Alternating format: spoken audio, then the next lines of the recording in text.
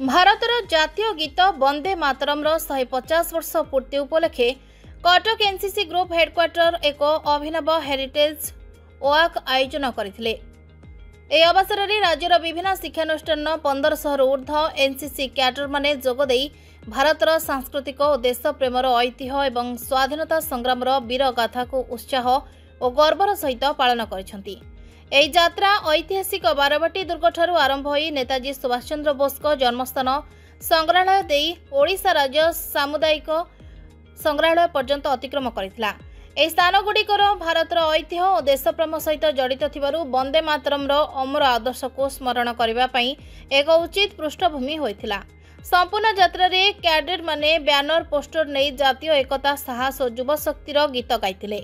ଏହା ସହିତ ବନ୍ଦେ ମାତରମ୍ର ଉତ୍ପତ୍ତି ଓ ସ୍ୱାଧୀନତା ଆନ୍ଦୋଳନରେ ତାହାର ଅବଦାନ ଉପରେ ତଥ୍ୟପୂର୍ଣ୍ଣ ପ୍ରଦର୍ଶନୀ ମଧ୍ୟ ଆୟୋଜିତ ହୋଇଥିଲା। କାର୍ଯ୍ୟକ୍ରମକୁ ବିଭିନ୍ନ ଏନସିସିର ଅଧିକାରୀ ଅଧ୍ୟାପକ ଓ ସ୍ଥାନୀୟ ମାନ୍ୟଗଣ୍ୟ ଅତିଥିମାନେ ଫ୍ଲାଗ ଅଫ୍ କରିଥିଲେ ଏବଂ କ୍ୟାଡେଟମାନଙ୍କ ଶୃଙ୍ଖଳା ସହଭାଗିତା ଓ ଉତ୍ସାହକୁ ପ୍ରଶଂସା କରିଥିଲେ।